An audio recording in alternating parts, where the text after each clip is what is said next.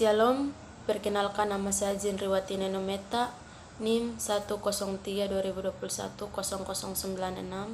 Prodi Manajemen Pendidikan Kristen. Pada video ini, saya akan membahas materi tentang tujuan dan fungsi perencanaan pembelajaran. Yang pertama, pengertian. Perencanaan adalah sebagai suatu cara yang memuaskan untuk membuat suatu kegiatan dapat berjalan dengan baik, disertai dengan berbagai langkah yang antisipatif guna memperkecil kesenjangan yang terjadi sehingga kegiatan tersebut mencapai tujuan yang telah ditetapkan. Pembelajaran merupakan seperangkat peristiwa yang dilakukan guru untuk mengelola fasilitas dan sumber belajar yang tersedia agar dapat dimanfaatkan siswa dalam mempelajari sesuatu. Jadi perencanaan pembelajaran adalah proses pengambilan keputusan, hasil berpikir secara rasional tentang sasaran dan tujuan pembelajaran tertentu, yaitu perubahan tingkah laku serta rangkaian kegiatan yang harus dilakukan sebagai upaya pencapaian tujuan tersebut dengan memanfaatkan segala potensi dan sumber belajar yang ada. Hasil dari proses pengambilan keputusan tersebut adalah tersusunnya dokumen yang dapat dijadikan acuan dan pedoman dalam melaksanakan proses pembelajaran. Yang kedua, tujuan perencanaan pembelajaran.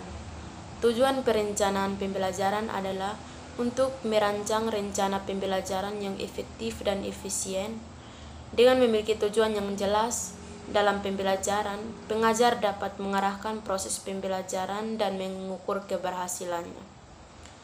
Ada beberapa tujuan pembelajaran, yaitu yang pertama, menentukan tujuan pembelajaran. Tujuan ini mengacu pada hasil yang ingin dicapai oleh siswa setelah menyelesaikan suatu pembelajaran.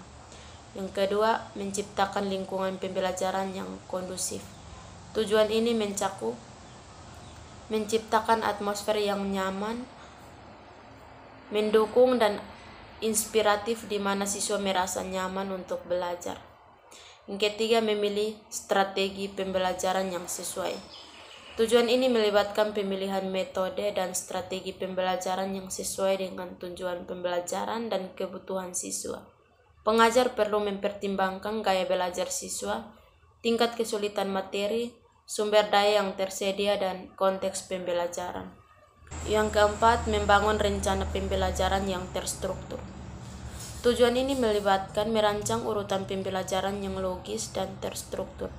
Rencana pembelajaran harus mencakup pengorganisasian materi pembelajaran, penggunaan waktu secara efisien, dan penyusunan kegiatan yang mendukung pencapaian tujuan. Yang kelima, mengukur dan mengevaluasi hasil pembelajaran. Tujuan ini melibatkan penggunaan berbagai metode evaluasi untuk mengukur keberhasilan pembelajaran. Evaluasi dapat dilakukan melalui tes tugas proyek, observasi, atau penilaian lainnya. Dengan mengevaluasi hasil pembelajaran, pengajar dapat menilai efektivitas rencana pembelajaran dan melakukan perbaikan jika diperlukan. Yang ketiga, fungsi perencanaan pembelajaran. Fungsi perencanaan pembelajaran mencakup beberapa bagian. Yang pertama, fungsi kreatif. Pembelajaran dengan menggunakan perencanaan yang matang akan dapat memberikan umpan balik yang dapat menggambarkan berbagai kelemahan yang ada, sehingga akan dapat meningkatkan dan memperbaiki program. Yang kedua, fungsi inovatif. Suatu inovasi pasti akan muncul jika direncanakan karena adanya kelemahan dan kesenjangan antara harapan dan kenyataan. Kesenjangan tersebut akan dapat dipahami jika kita memahami proses yang dilaksanakan secara sistematis dan direncanakan dan dapat diprogram secara utuh. Yang ketiga, fungsi selektif. Melalui proses perencanaan akan dapat diseleksi strategi mana yang dianggap lebih aktif dan efisien untuk dikembangkan. Fungsi selektif ini juga berkaitan dengan pemilihan materi pelajaran yang dianggap sesuai dengan tujuan pembelajaran. Yang keempat, fungsi komunikatif. Suatu perencanaan yang memadai harus dapat menjelaskan kepada setiap orang yang terlibat, baik guru, siswa, kepala sekolah, bahkan pihak eksternal seperti orang tua dan masyarakat.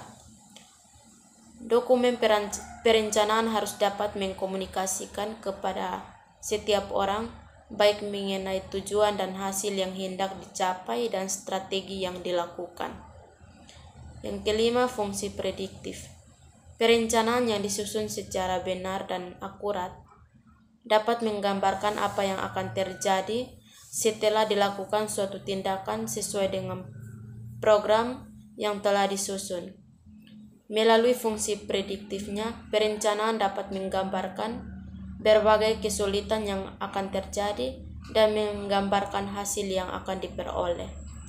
Yang keenam, fungsi akurasi. Melalui proses perencanaan yang matang, guru dapat mengukur setiap waktu yang diperlukan untuk menyampaikan bahan pelajaran tertentu, dapat menghitung jam pelajaran efektif. Yang ketujuh, fungsi pencapaian tujuan. Mengajar bukanlah sekedar bertujuan untuk menyampaikan materi, tetapi juga membentuk manusia yang utuh, yang tidak hanya berkembang dalam aspek intelektualnya saja, tetapi juga dalam sikap dan keterampilan. Melalui perencanaan yang baik, maka proses dan hasil belajar dapat dilakukan secara seimbang. Yang kedelapan, fungsi kontrol. Mengontrol keberhasilan siswa dalam mencapai tujuan merupakan bagian yang tidak dapat dipisahkan dalam suatu proses pembelajaran.